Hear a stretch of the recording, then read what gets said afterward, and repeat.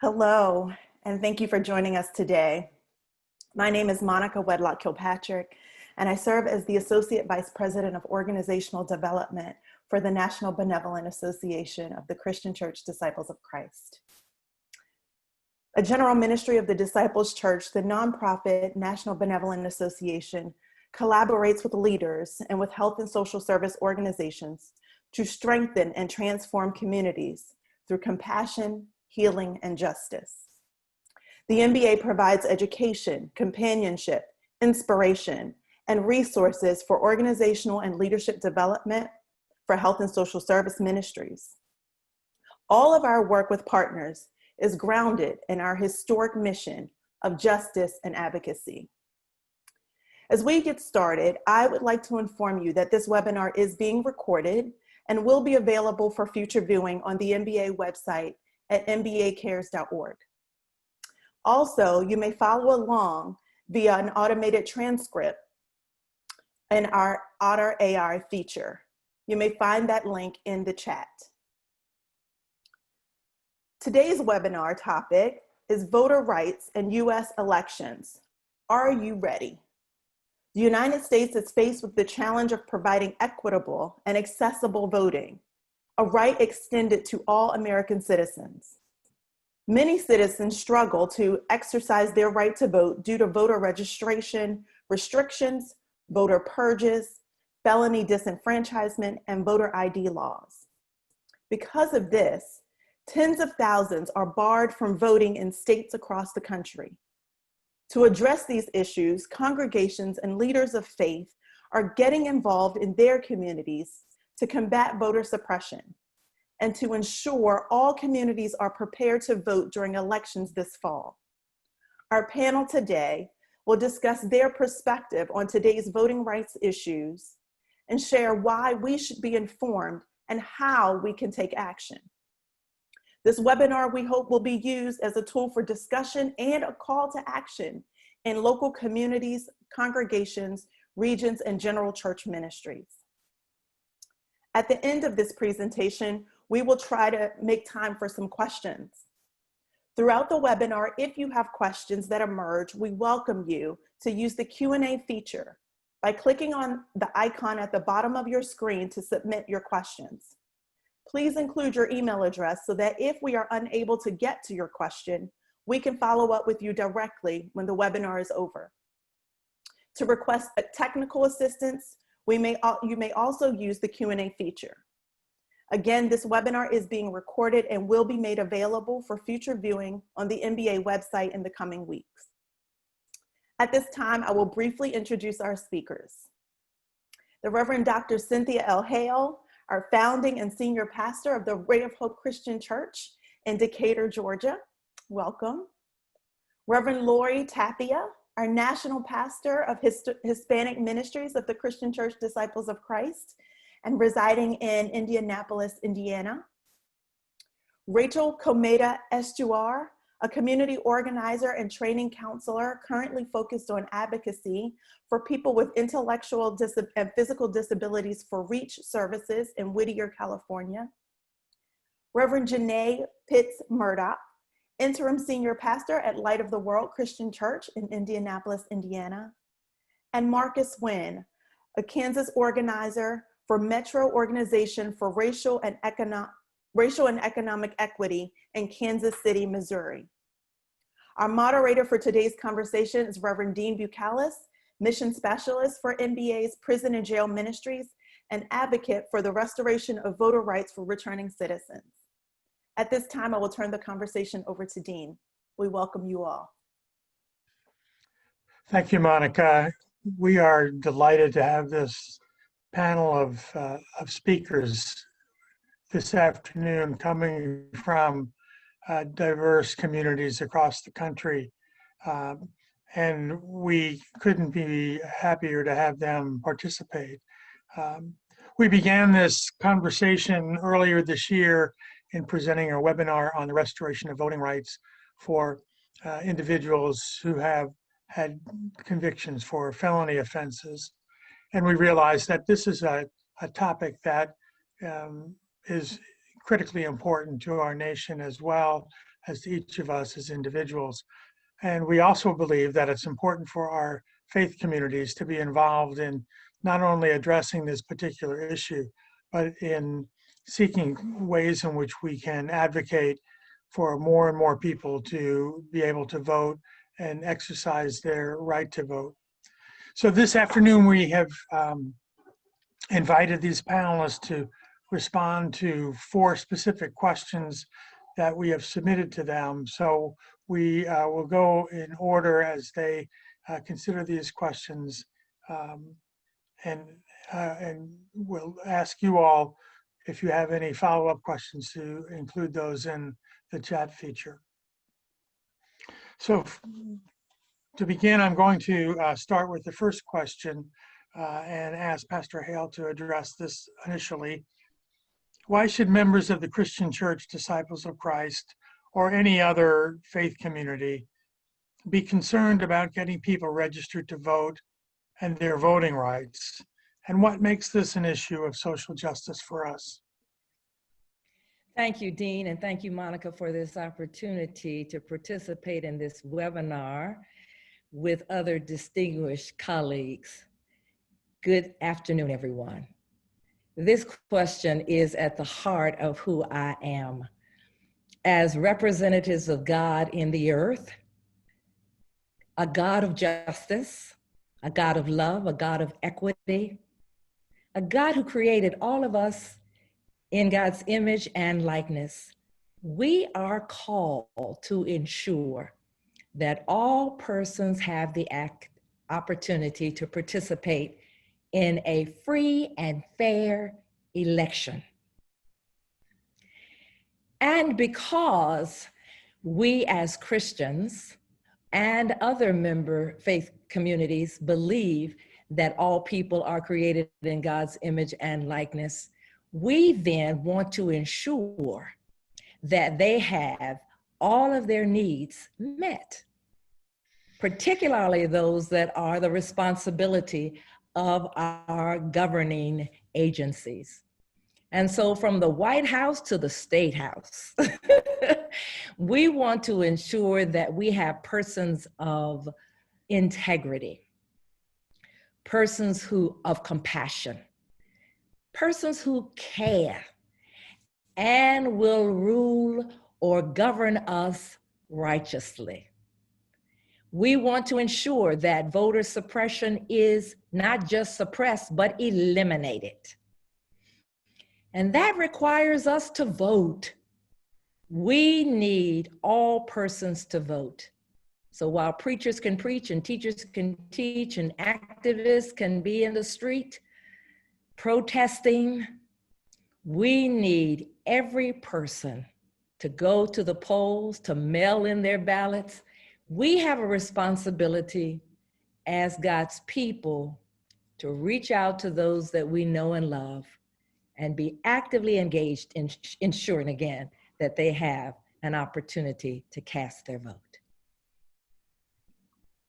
And now Lori, my friend, Pastor Lori, has something she wants to share. Thank you, Pastor Cynthia. You know, it is such an honor and such a privilege to be in this space with such esteemed colleagues. I am so grateful to MBA, to Monica, and to Dean for this invitation. As people of faith, we have the responsibility of helping to mold the moral character of our society, all of our society. Through our votes and other forms of public participation, that's how we do that. The moral tapestry of our country should reflect a society of justice, of equality, of mutual common good and well-being, one where all have enough and all are respected as the unique and equal creation of our creating and loving God. When we do not engage, we fall short on our responsibility as people of faith. We are unable to participate in this creative justice this creative, justice shaping God who lives among us, who lives within us, who breathes through us, who works through us. When we do not participate, we limit the whole process. And so I personally have served as an elected official, as a city council member.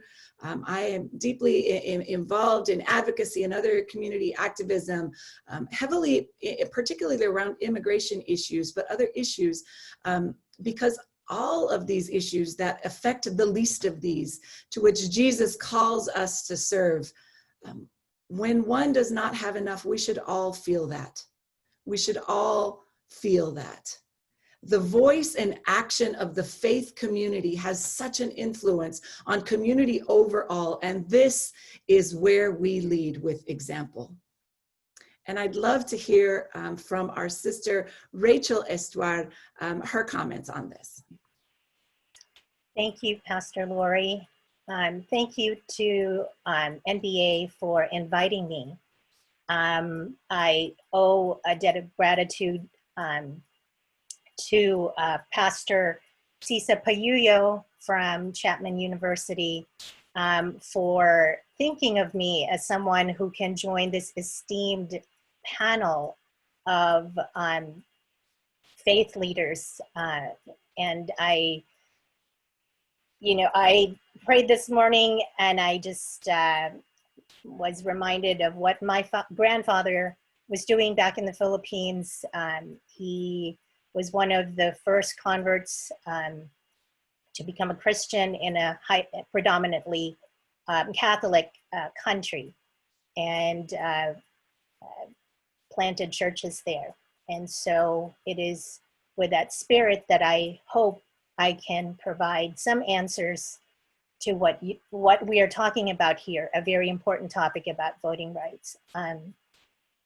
As an immigrant who has been here 36 years, and who has felt that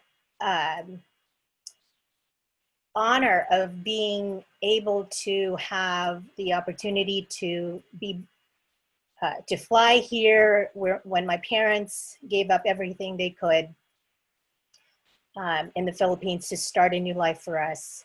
I thought it's very important that doors are opened also for other immigrants. And throughout the years, Filipinos who have been here since 1587, when they were first recorded, their presence was first recorded in Morro Bay, we have been a part of the fabric of this country. So we have struggled during the Great Depression, and speaking of being suppressed, there were many challenges that we faced. And many people like Uncle Roy Morales, who is an elder from Los Angeles, from your church, Disciples of Christ, opened that door for me. And I think that my voice being lent to this effort of opening doors is just one way that my generation and younger generations can get involved. So I hope that I've answered that question, and I know that my new friend, Pastor Janae, has more to say. Thank you so much, Rachel. And it's so good to be with all of you this day. I want to say a good God morning to each of you. And I want to thank Dean and Monica and NBA for the invitation and the opportunity to participate in such a critical conversation. It is a critical conversation at all times, but given where our country is right now, it is an even more critical conversation. And where better to have this conversation than amongst Christians, and particularly those of us who are members of the Christian church, Disciples of Christ. Dean, you asked the question, why should we as disciples of Christ take up this issue of being concerned about getting people registered to vote? And I would just add that since the formation of the Stone Campbell movement, This is the movement from which our denomination emerged in the early 1800s. The Disciples Project has been positioned at the intersection of faith and democracy. It was the idealism of democracy that fueled the formation of this particular expression of the Christian church, and therefore it's in our DNA. It's in the DNA of our movement to encourage and participate in this democratic process. And we all know democracy does not work without the full engagement of our electorate. This means that we need everyone registered, informed, and voting. And, you know, I would say that this is not necessarily only an issue of social justice. Sometimes when we tack on the term social before justice, somehow it diminishes or somehow people reduce its meaning. But this is actually not only a matter of social justice, but a matter of justice, because voter suppression has become a tactic to marginalize and disenfranchise a significant portion of our nation. As with so many other issues of access in our country, whether it's access to capital for entrepreneurial endeavors, whether it's access to quality healthcare or quality education, whether it is access to fair and equitable election processes, this is a strategic location for structural oppression. And voter suppression is the crafty means by which the powerful maintain control over others. And the act of controlling others is antithetical to the gospel of Jesus Christ, which invites us into freedom and liberation from oppression. And so this is not just a matter of social justice, it's a matter of justice, and it's a matter of us living into the invitation that Jesus, through his death, burial, and resurrection, offers to all of us, the opportunity to live into freedom and justice for all. And I know that my friend Marcus has so much more to add to this conversation. Go ahead, Marcus. Well, thank you, Pastor Janae. I don't know how I'm going to follow that up. I was about ready to give some amens in there. Thank you, everyone who's here. It's an honor to be with all of you. Thank you especially to my colleague in the Gamaliel Network, Reverend Dr. Deetra Wise-Baker, who suggested me for this. I'm honored to even be suggested by my colleague Deetra. So to this first question, I spend a lot of time with pastors and congregations. People of faith are the core base of people that we organize with here in Kansas City. But at the end of the day, I'm a community organizer, and sometimes this makes folks nervous. But within community organizing spaces, we're pretty explicit about the need to recognize that the injustices we see all around us are ultimately rooted in a struggle for power. Our goal in community organizing is not to elicit sympathy or pity from decision makers, but to organize people at a grassroots level that gets us a seat at the table, whether those traditional folks at the table like it or not, because we hold the dignity of every human being as a core value. Everyone should be at the table. So personally, I would maintain that the entire Christian tradition and our understanding of justice recognizes the need to rebalance the dynamics of power as a core part of our message. The gospel message is a prophetic one. So I think back to the tension between the Hebrew prophets and the kings of Israel. There is a struggle going on about how power is wielded. Will it be concentrated in the hands of one man, a hereditary ruler, or will it be shared and distributed equitably? This is not a secondary question in the biblical tradition. It takes up a lot of pages, and God is not neutral. God is the inspiration and or origination of the prophetic word in the Bible. And Jesus' ministry picks up on that prophetic tradition from the very beginning. I think that tension continues now in the social tensions of our own times and places. Will we continue as a society to grow towards this democratic idea where the power to make decisions in our political, social, and economic institutions are shared? Or will we regress back to increasingly concentrate power in the hands of a few?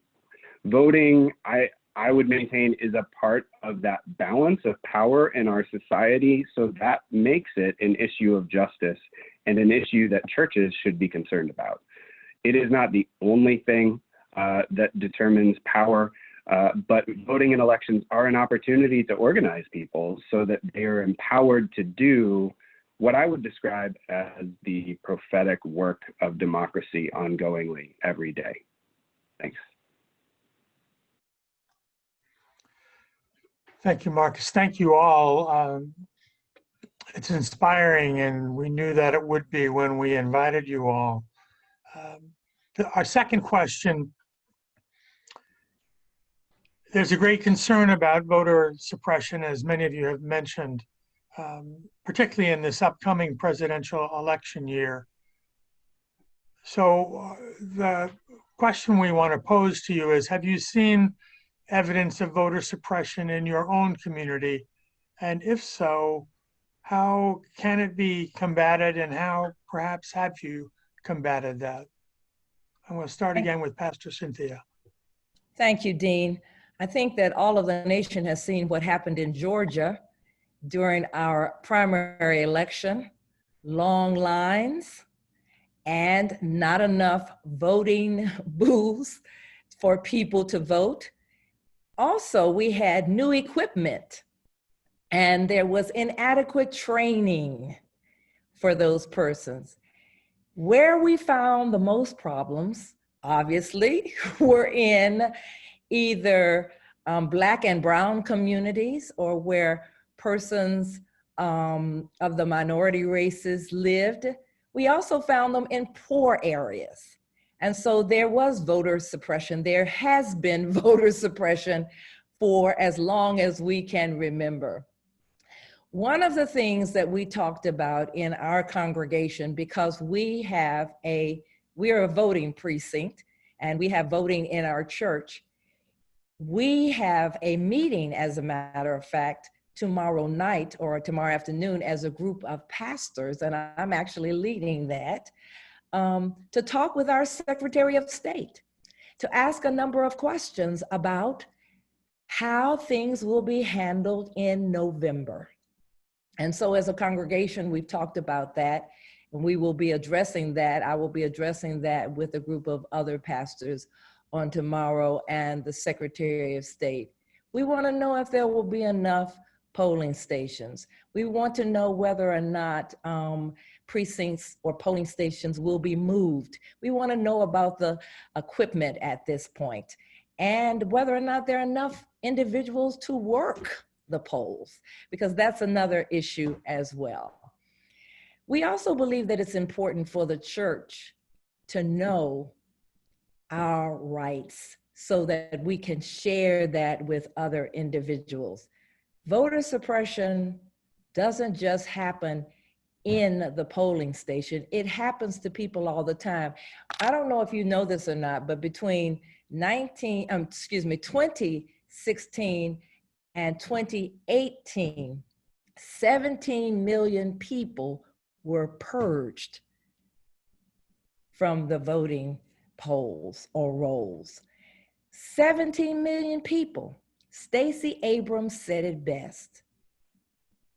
The right to vote is the only right in America that you can lose by not using it. Voter registration is tremendously important, but voter education and voter mobilization and making sure that people know their rights, know how to vote in a safe and effective way, in an easy way, and then follow through. And so, yes, we have to address voter suppression by being at the polls. We have watch parties and people who will be there. I'm sure that you all know about the lawyers and the callers movement, clergy and callers, where persons will be actually stationed, pastors will be stationed at the polls with lawyers to protect the right to vote. But we also need to make sure that people use other means and ensure that their vote is counted. All right, Sister Lori, let's hear what you have to say. You know, I was reading through and I found some information in the 2018 report from the U.S. Commission on Civil Rights around the assessment of minority rights, voting rights in the U.S. 1 in 10 Latinos reported being accosted at the polling place. And this has so much to do with the intimidation tactics. You know, I appreciate the way that Pastor Hale, the way that you just help us understand so logically, even just new machines create confusion and all of these different things. We've seen in elections across the country, the sudden shifts that happen. These are not things that are happening just out of coincidence. They're strategic maneuvers, and they're strategic maneuvers to reduce access, particularly to those in minority communities. I'm from Arizona. I'm from down south on the Arizona-Mexico border, and so I grew up basically on that space where so much dialogue happens around walls and security. I spent my life going back and forth across that line every day, multiple times. In Arizona in 2004, you know, we saw the mother of many of these voter ID laws that came later when Proposition 200 came out, which was very clearly targeted towards the immigrant community. The rhetoric spoke to the expenses of education and healthcare for the immigrant community, when every assessment and every evaluation demonstrated that it was hundreds of millions of dollars more that were contributed because of this community. But the dangerous part of all of this was the rhetoric. It was the information, it's the narrative that is spoken. Today, our immigrant community is at the center as such a target. In the midst of all of these things, the immigrant community has become a political pawn. You know, my husband was born in Mexico. My family is in the midst of the separation of family because of our immigration system, which is broken and fragmented. Now, the rhetoric around the voter fraud and the stories that are told in the media have so much to do with the fear that is instilled in our communities, who already feel disempowered, disenfranchised, and disengaged. And so as we think of voter suppression is also in the narrative. It is also in the way that we are communicating things. And that's why it's vital that as the community of faith, as the people of God, as disciples of Christ, big D and little d, that we are ensuring that we are instruments to provide information. Now, we recognize and we need to know that there is a fine line, between doing party dialogue, right? We don't want to get into partisan speech, but we definitely want to make sure that people understand their rights. We want people to be registered to vote. In the Latino community in particular, the rhetoric is very dangerous. And it's dangerous because there is already a cultural understanding and a cultural divide. There's a disconnect at the intersection of politics and religion. Let's say it that way. There is already that disconnect at that intersection. And so much of what is learned in the congregation is that politics doesn't belong in the church. And it is so anti what the Bible teaches us. We see stories over and over. And Marcus, you said this so well. You know, God is not impartial. God does not stand by neutral. God stands on the side of justice. God stands on the side of well-being and common good. And so our role as the community of faith in working to help people have information that is empowering, and find ways to get people to the polls if we need to, find ways to, as Pastor Cynthia spoke, do these watch parties and do all of these things is critical. And so this is an area for me that you could see my tension level went to extreme extreme levels. And so I'm just going to pass this over to Rachel, because I know that you have so much to share with us.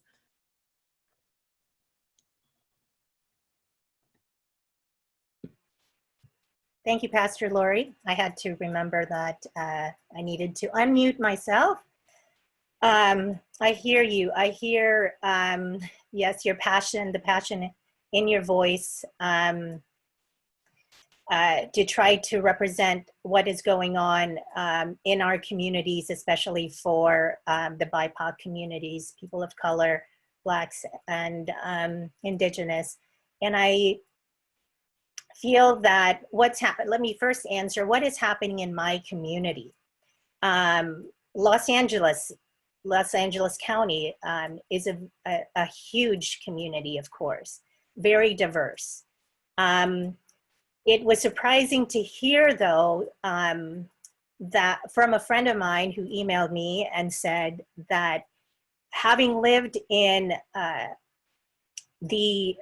one of the communities in downtown Los Angeles, Highland Park, okay, and it's just a few miles from downtown Los Angeles.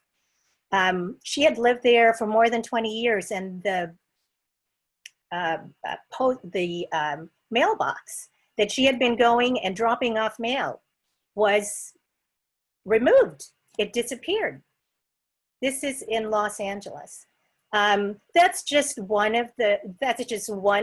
mailbox. I'm sure there are many that I have not heard, and it hasn't been reported, or I haven't read the news from about those other places, but I know it's happening. But I think that what we're seeing here, as you've mentioned, Pastor Lori, is just taking away those opportunities for us to be able to participate in this very important election, a historic election. We see the systematic racism to suppress immigrants who have lived here like I have. But for those who have waited, like many Filipino Americans, to naturalize. And for many years, we've seen that the cost of naturalizing, paying for the forms and actually working with someone so that they can naturalize and become citizens and be able to vote, the cost of that is going up. And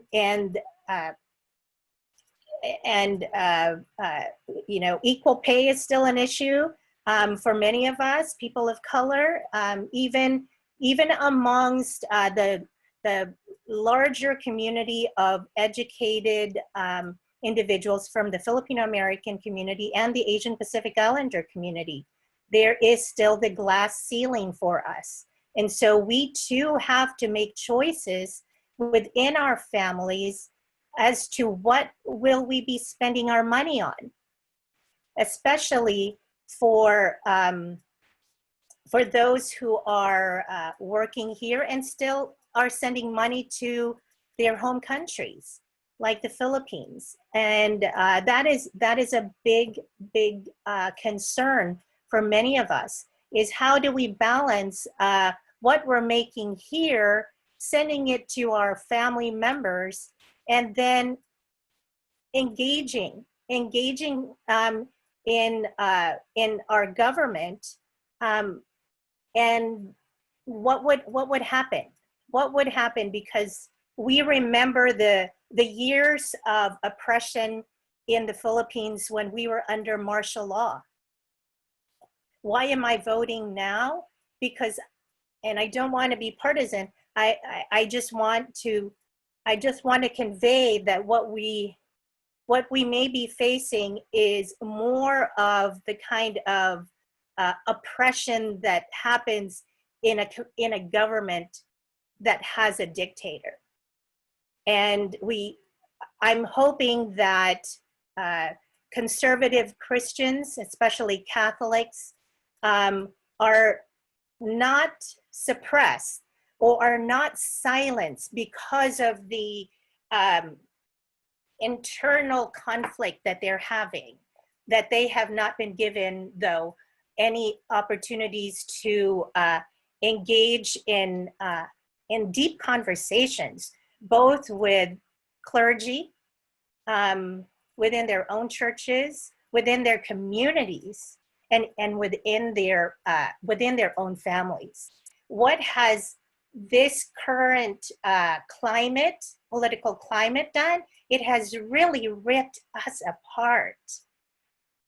Facebook is a means of communicating with each other and staying updated with our family, but now with the elections coming up, what we are seeing, people just dropping messages in there that are hurtful, that we really can't engage too much in social media to have that deep conversation that we should have, that is meaningful and Christ-like and compassionate.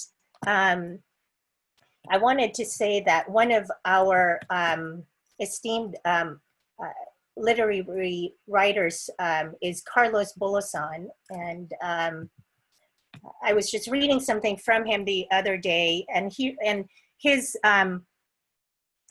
poem reminded me of the long and hard journey to liberty and self-determination that he wanted to remind us. And what was in those was a reminder that empathy is important, connection with the charge to be our brother and sister's keeper, engagement, that cultural and social and political engagement are so important to immigrants, and to not encourage that, whether in schools, in your community, give funding to allow those cultural and social activities to happen. That affects one's ability to be engaged. Edification through education. We have, yes, education is important to many Asian and American Pacific Islanders, but that varies across the different ethnic groups. So it's not all the same, and we should, the cornerstone of leveling the playing field is, one of them is education, as we know, and not providing us the policies and the funding. Removing that funding greatly affects us. I know I'm running out of time. I'm sorry, Dean. But the fourth is empowerment. Community organizing is so important, as Marcus had already mentioned.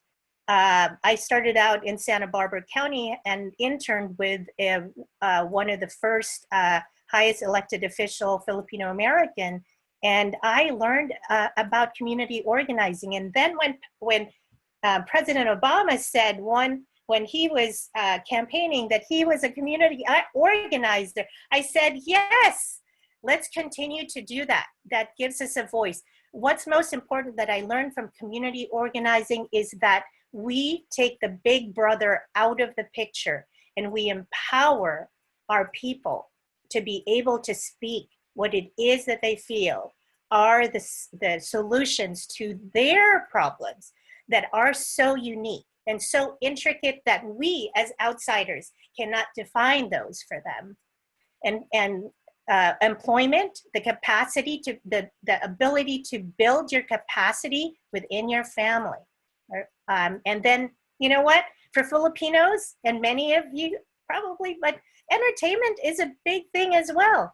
You know, when we can engage right now, I am part of a grassroots organization And I want to say, I'm so happy. It's predominantly women, strong women from a diverse group. We've got legal, education, nonprofit women, and students. We are trying to build that connection with them through things like social media and entertainment. So we have to use what's available to us and what connects us to our community, because they would like to silence us. But I want to end with this, and I think it's really important. I'd like for us to be guided by the message in Scripture and what the Holy Spirit has taught us from the story of Peter and Cornelius from Acts 10, because what we were taught was not to look at people with partiality. And with that, I'll end. Pastor Janae, it's your turn. Rachel, thank you so much for opening our eyes for those of us who may be blind to the immigrant experience here in America and the ways that so many immigrant communities make tough choices and prioritize how they spend time and money. And for those of us who are not immigrant, but who also call this land home, it is preposterous that that we have to have these kinds of conversations about voting in a land whose essence is built on democracy. And so whether we are immigrant or native, this is a matter of critical importance for all of us. Dean, you asked us, where have we seen voter suppression? And one would think that we are back in the early 60s or the 50s when the tactics around voter suppression are overt. They're out in the open. The intentional sabotage of voting precincts. Thank you, Dr. Hale, for bringing that out, that communities of color, minority communities, and poor communities are marginalized all the more by having their polling places reduced, by having the staff at those polling places reduced, by having the hours in those locations reduced, and the community members not even being made aware in time enough to make other arrangements to vote in other locations. If I have to take the bus from work to go vote, it matters whether or not I have a polling location that is close enough to my community so I can vote and go to work. But it also tells us that voter suppression is not just overt, it's also insidious, because so many of our formerly incarcerated sisters and brothers still have not had their right to vote reestablished, because the process to regain your voting rights is a long and arduous process. And heaven forbid if you do not have an advocate who is able to educate you and journey with you through that process. And let's not forget that our criminal justice system is structurally racist, which means that if you have a structurally racist criminal justice system that puts people of color and poor people into the penal system in disproportionate numbers, then takes away their right to vote, and they have to fight like hell to get it back, it means that that too is an act of voter suppression. And so, whether it is an overt tactic with the removal of polling places and the removal of sorting machines in the post office, or propaganda that is spread about distrust in our elections process, or if it is as insidious as all of the other institutionalized ways that this country looks for ways to keep poor people and people of color from actively participating in this democracy. We have so many points of evidence of voter suppression. But the good news is that people of faith and people of conscience, who believe that every individual, especially every American, has a right to vote, is on the front lines, the back lines, and the in-between lines, trying to raise our voices, raise awareness, and create pathways so that, like Pastor Cynthia said earlier, we can educate and mobilize. And, you know, people have said our life depends on this election. Our life depends on this election. This is not a partisan, this is not a partisan statement. This is an American statement. Our democracy, the essence of our democracy, is on the ballot. And it is up to us, not only those of us who are Christian, but Christians and Muslims and Sikhs and everybody else who care about democracy and the freedom of this nation. We have an obligation to eliminate voter suppression, to educate our electorate and get as many people as we can to the ballot box. But now I'm gonna pass it over to Marcus, because I know Marcus has got more prophetic word to add on that. Well, thank you. Yes, I have seen evidence of voter suppression. Rachel, thank you for mentioning the post office, because we are all dealing with a false narrative that seeks to undermine mail-in voting. There is obviously no evidence of widespread fraud, but we need to name that is an attempt, a conscious attempt at voter suppression, and we need to name it explicitly. Dr. Hale also highlighted the recent example of closing polling precincts in Georgia. I'd like to add that I think there's evidence of suppression that put your current governor in office to do that. But I am encouraged that Stacey Abrams, who you mentioned, continues to fight for voter equity, and I'm certain that we have not seen the last of her as a powerful leader. Pastor Janae is also absolutely right. We need to name that the criminalization of people of color through mass incarceration and mass supervision afterwards in this country robs people of their right to vote. And among its many injustices, it is a tool of voter suppression. Kansas, where I live and work, we unfortunately are the home of Chris Kobach, the originator of modern discriminatory voter ID laws. I am glad that those policies have been beaten back, but we've been working against voter suppression for a long time here. Even locally, we have seen polling places in police stations, specifically in neighborhoods that we know have high concentrations of immigrants and mixed status families. In a county where 20% of our neighbors were born outside of the US, in an era where ICE has been instructed to terrorize local communities and separate families, this has suppressed the vote locally, especially in the Latinx community. So how do we combat this? I am a little bit biased, but my notes say organize, organize, organize.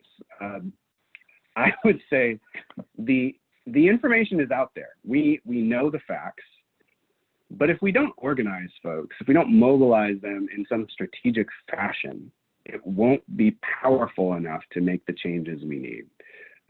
Here, where I work at Moore Squared in Kansas City, we're doing a campaign that we call Sacred Votes 2020 in collaboration with our Gamaliel Network colleagues in St. Louis. I will just say we're very proud to be the national network that Barack Obama was an organizer within.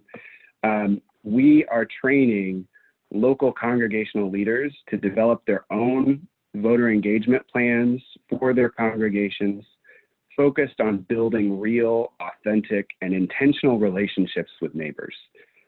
Earlier this month, with our partners at Metro Congregations United in St. Louis, we trained almost 90 leaders from across Missouri and Kansas online in the beginnings of forming these plans for November. We're seeking to empower dozens, if not more, local congregations And here in Kansas City, we have a goal to reach out to at least 30,000 neighbors before November. I think that we can successfully combat voter suppression if we organize voters to fight back. May I share something in line with what Marcus just said? That is the heart of another, I have a lot of hearts, right? Of what I believe in, and that's community organizing. So Ray of Hope this year adopted our precinct. And because we were trying to do widespread education, mobilization, registration, we've done that. We've tried to do all of that, but we have adopted our precinct. And just at the right time with COVID, we can't knock on doors. We had planned to, you know, we can't reach out physically to people, but we are in touch with them by mail and email, sending them information, making sure, and these are registered voters. We just want to keep them coming to the polls. We tell them we're here, we're going to be here, those kinds of things. And so if a congregation is looking for something to do that is manageable, this is manageable. You can divide up into teams or individuals to make calls or send notes, whatever. We're just trying to mobilize and encourage people to get to the polls. Thank you. Thank you, Pastor Cynthia, and thank you all for your passion. You've lifted up some very, very important aspects of this issue. I'm going to go to question number 3. Ask you all to try to limit your responses to about 2 minutes. So how can disciples of Christ congregations and congregations or faith communities of other backgrounds promote equity in voting during this unusual pandemic time? And what strategies do you recommend? I think Pastor Hale has already addressed some of those, but I'll invite her to continue and then ask each of you to respond to this question. Well, I think it's tremendously important for us to do everything we possibly can to make sure that every person has the right to vote. And one of the ways that we can do that is through ensuring that we have machines, poll workers, individuals who are watching at those polls in every location. So that has to be systematic. We have to organize, as Marcus said, to ensure that. And I know that there are several agencies and organizations that are doing that. I think it's also important for us to use social media, because with social media, and especially when we put it out there broadly, we're reaching all kinds of folks. I have a very diverse following on Twitter, Instagram, and through Facebook. And so putting that information out there in a nonpartisan way, educating people, motivating them, helping them to understand what the issues are. I think it's important for us as pastors to preach and teach justice and to give people the tools that they need to help their colleagues and friends and other associates in the community, at work, at school, wherever they are. Thank you. I think Sorry, that, Pastor Lori, sorry. no worries. One of the things that just keeps popping back up into my mind is Hosea 4:6, which says, "My people are destroyed for lack of knowledge." And we are responsible for ensuring that people have the information so that they can embrace that knowledge. We're empowered by the knowledge that we have. When we don't feel like we understand something, we are less likely to engage with it. And so the congregation, I believe, is such a ripe and fertile ground for this particular process. Yes, pastors, preach and teach Your pulpit is a responsibility. It is a responsibility not just to preach what you want to preach, but what is the word of God for the people, and how does it reflect justice, and how does it call us and challenge us to ensure that we're each taking our responsibility. But the congregation in itself, the building, the people, everything that we think of when we think church, right? We know this, if there's one thing this pandemic has taught us, is that the building is not the church. We are the church. And so as congregations, as the church, it is imperative that we are engaging in dialogue. I believe that it's super valuable for the congregation to begin to do Bible studies around the issues that are on the ballot, to begin to reflect that. You know, Karl Barth, I think he had it so right when he said, take your Bible and take your newspaper and read both, but interpret newspapers from the Bible. And so what are we doing as congregations to ensure that? I loved what Pastor Cynthia said in the beginning around this dialogue that pastors are going to have with the Secretary of State. Who are the people that are on the ballot in your local community? Because our presidential election is one thing, but this goes all the way down to our city councils, to our county governmental systems. Everywhere we need to be engaging people in dialogue around the issues that impact particularly the most vulnerable and marginalized in our community, the poor, the people of color, the disenfranchised. How are we doing that? The congregation can invite dialogue. The other piece that I really want to make sure that I speak is connect with the community organizers that are already doing this work. Connect with the nonprofit organizations in your community that are already engaged in voter registration. You can, in your bulletins, in your emails, in your social media that we're using now as congregations to communicate, put links encouraging people to register to vote. Give them the link so that they can register to vote. It isn't about having to just, we think we can't do voter drives. Yes, we can. Because many states, and unfortunately not all states, which goes back to the suppression, have online voter registrations now at this point. And so there is so much that we can do if we can understand that the congregation, the church, is fertile and ripe ground to be able to make sure that people have the knowledge. Rachel, what would you say? Unmute. Thank you so much. I'm just learning so much, and I wish we could all be in the same room at the same table. One of the things that the word that I received from God as I was thinking about what to say, oh my goodness, everybody's a pastor and so experienced. He said, the Holy Spirit said, I invite you to my banqueting table, right? And again, Cornelius and Peter's story. I'll just read here. But God has shown me that I should not call any man common or unclean. Therefore I came without objection as soon as I was sent for. I asked then, for what reason have you sent me?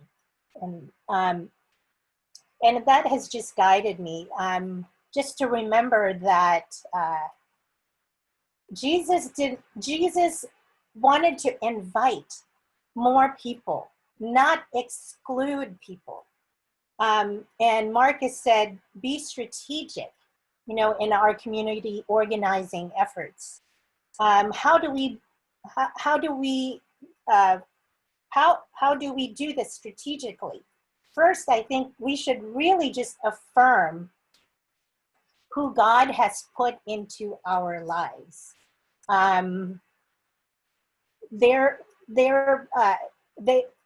know that we have seasons, even within of friendships with people, but for those who are there with us, maybe we might have some disagreements and about certain issues, but somehow they want to stay in our lives. For what reason might that be? So let's remember what the prayer of Jabez was, to expand my territory, not only with our friends, but through those friends. Who are the networks that goes out to? how does that vine go out?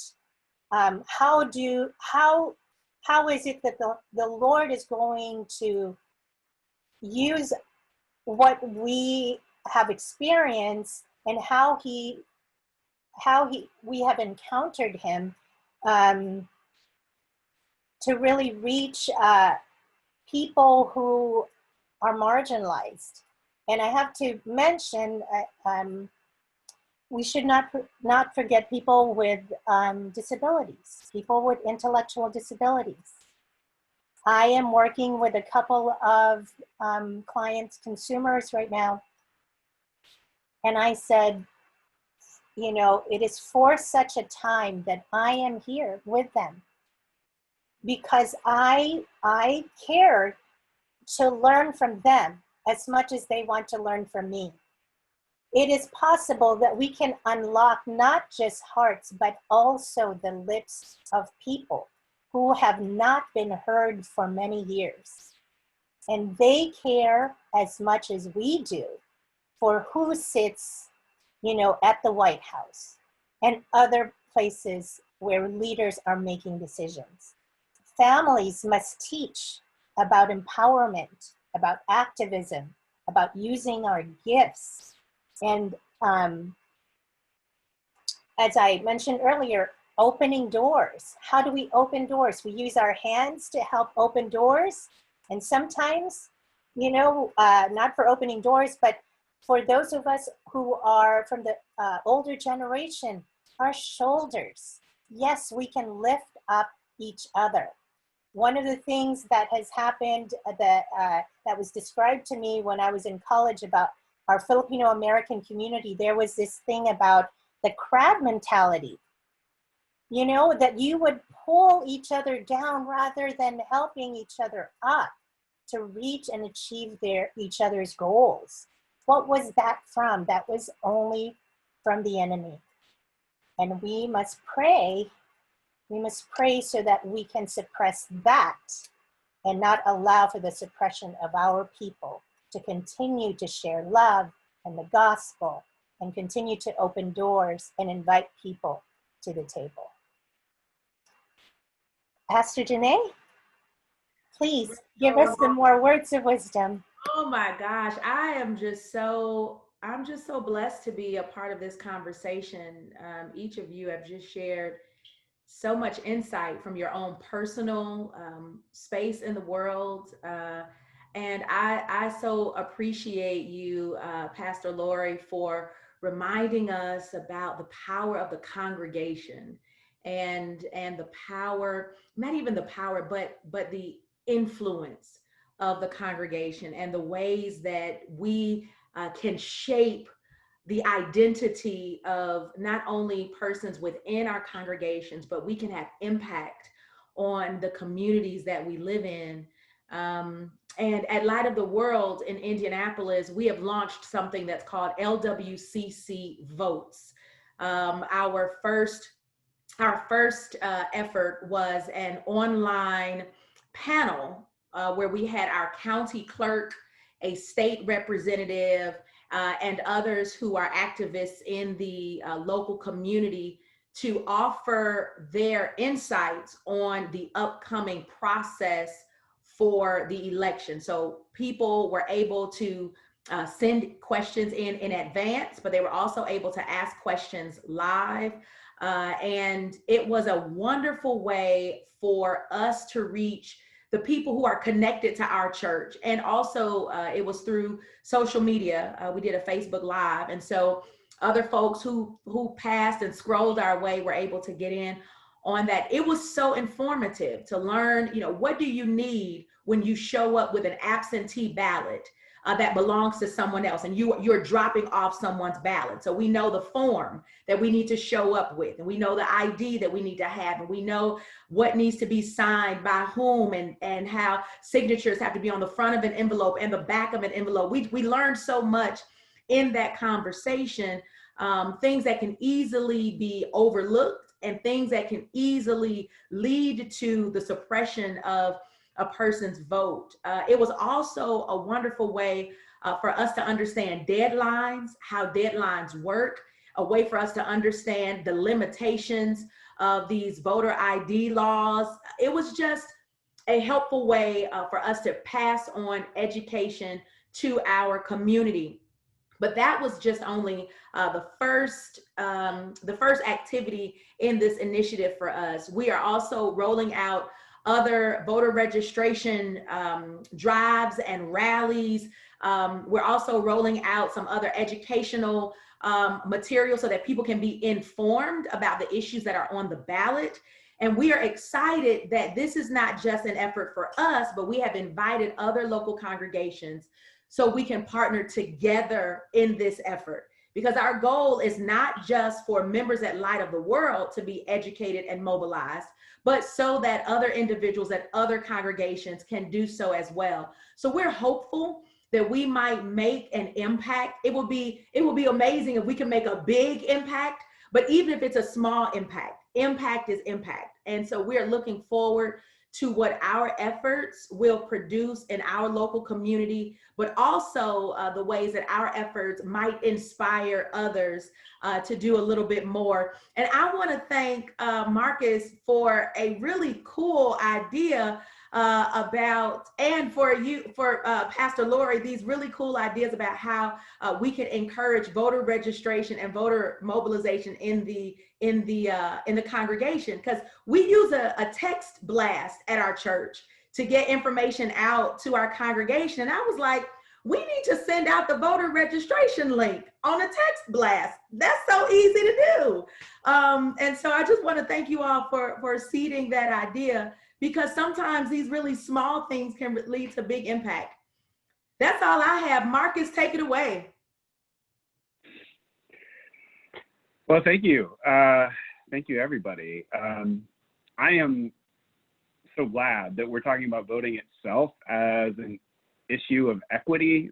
I think all too often we skip over voting and just say it is the means through which we pursue these other equity issues, but it is itself an equity issue. I recently did a deep dive into the data around race and voting locally around Kansas City. I live and work in Wyandotte County, Kansas, which is just over the border from Missouri.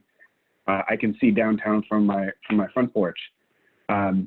While people of color collectively make up nearly 60% of the general population in my county, their share of registered voters was 44%, and their share of turnout in November 2016 was 37%. Those numbers didn't occur through accident. I used to manage campaigns and field operations on the candidate side, and I can tell you there's a lot of good research and a lot of money spent on figuring out what works and what doesn't. Excuse me. The common thread that I see is that relational strategies are consistently more effective and more efficient. I especially often want to find a shortcut, but what the research shows is that conversations and relationships are what most effectively impact a person's behavior. That's for going to vote. It's also for volunteering within local congregations. It's for changing behavior of the person across the street who doesn't go anywhere on Sunday morning and getting them to actually come out. So I think pragmatically, any strategy has to center grassroots conversations and relationship building as its core. Even during this pandemic, we've been doing online phone banks and reached out to around 15,000 people around Kansas City. So I encourage everyone to connect with folks locally who are already doing this, because it's tempting to feel like there's nothing we can do, especially during COVID. But we are not powerless. We can adapt and strategically mobilize folks and organize for equity, and we need to do that now more than ever.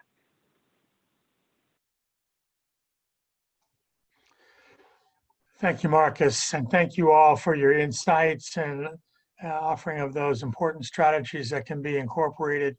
We're going to take our last question, and I'm going to invite you just for a simple response to a rather complicated question.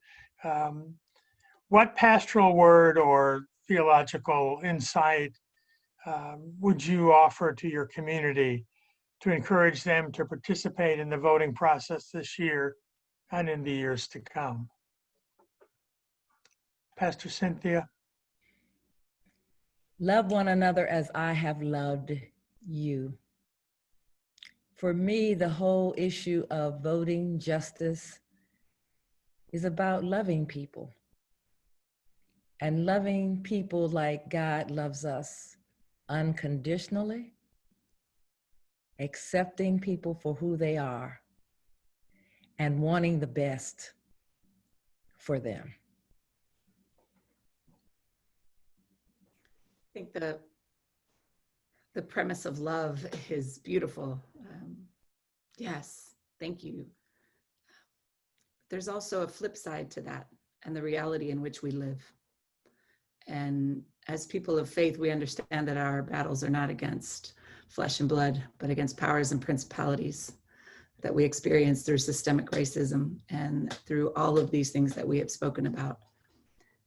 And Proverbs 28:15 says, like a roaring lion or charging bear is a wicked ruler over a poor people.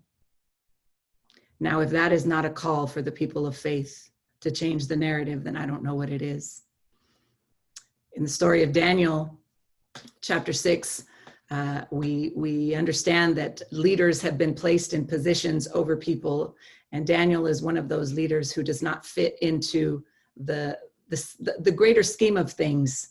It doesn't fit into the power dynamics.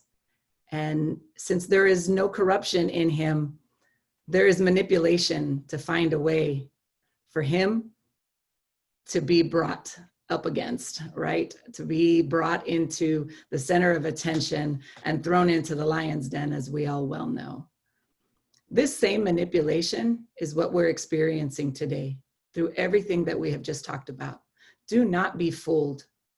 This has been happening across centuries, and we continue today to see the voice of so many shut down, demeaned, canceled out. We are called to, yes, love one another. And that means that we need to be present. But we need to love one another as we love self, which means we need to love ourselves enough to know that it is okay. God is with us. God is with us in this process. God is walking with us, and God will put people in our realm to help us get to the polling place.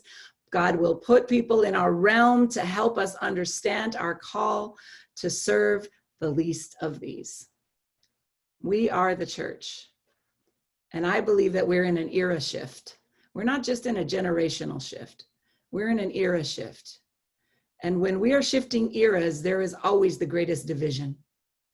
And people who fear losing power and the change that comes with a shift in era will do things that go beyond imagine. That's what we're living today. We are in a critical election cycle.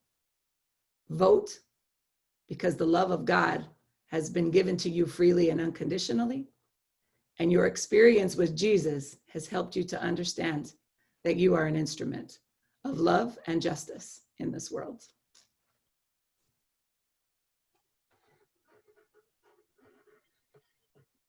And for me, mine would come from Matthew 22:36. It starts, "Teacher, which is the great commandment in the law?" And he said to him, "You shall love the Lord your God with all your heart and with all your soul and with all your mind. This is the great and first commandment. And the second is like it. You shall love your neighbor as yourself. On these two commandments depend all the law and the prophets." I don't think I need to add anything to that. It carries all of what we've been talking about and the relational campaigning that we should be doing. Yes, so that people would be activated and vote, but also that their spirits can be stirred, because that's what we need to happen right now. Because true love and humble love and active love casts out fear. Pastor Janae? I will add to Rachel's text, James chapter 2, verse 26. For just as the body without the spirit is dead, so faith without works is also dead. We must do our work and vote.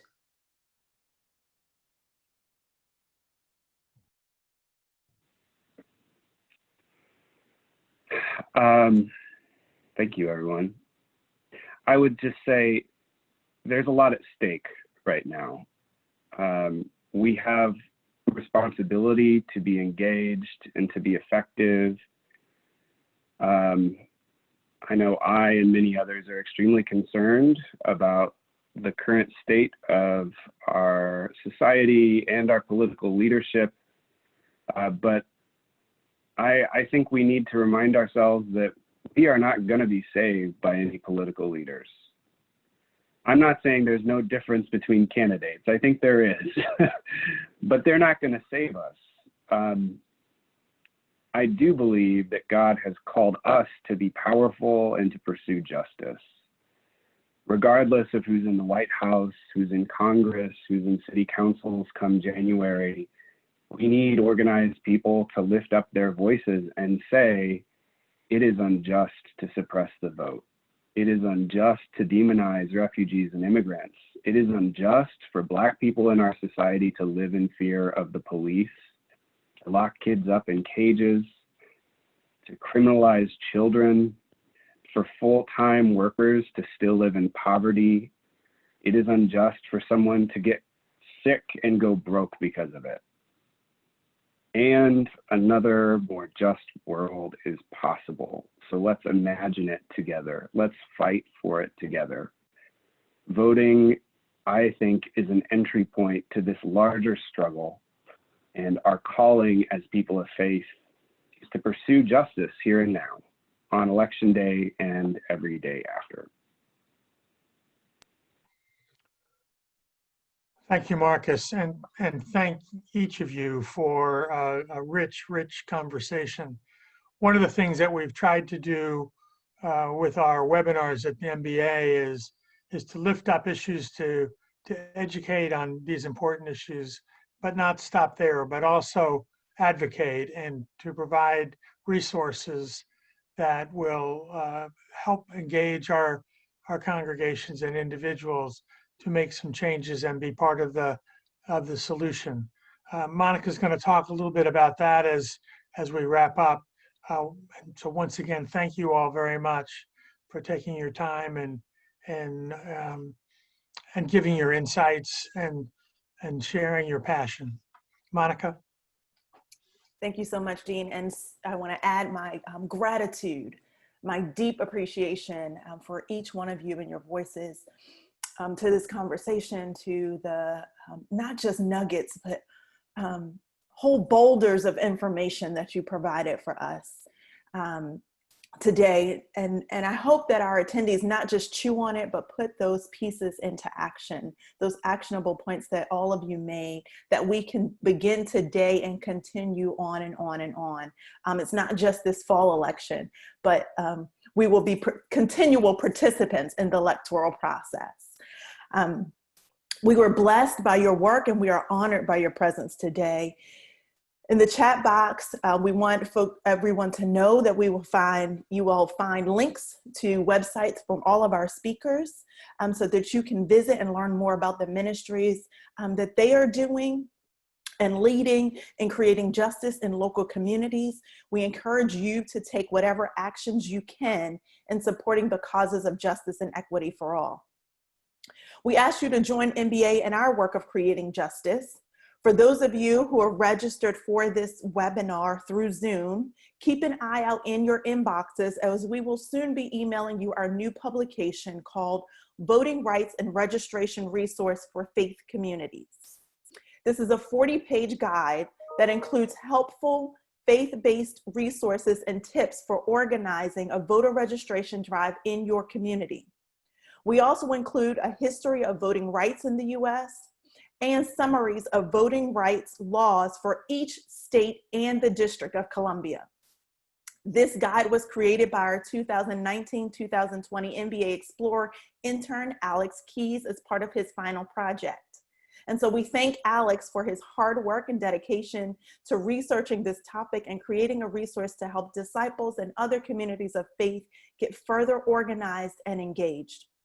We will make the Voting Rights and Registration Resource Guide and the recording of this webinar available on our website, mba.cares, in the coming days. Another way that you can be involved and stay informed of our work is to sign up for our newsletter at mbacares.org/e-news. There are a few checkboxes you can mark to let us know that you're interested in advocacy and activism topics. And finally, we ask for your support. As we all know, 2020 has been a difficult year on all fronts. Your generous gifts to MBA continue to support us in creating communities of compassion, care, and justice. Your donations also support our various grant programs, such as our COVID-19 MBA response grants. We are grateful for these blessings. We thank you for your time today, and we invite you to please reach out to us with any questions. We hope to see you again in our next events. Have a great day.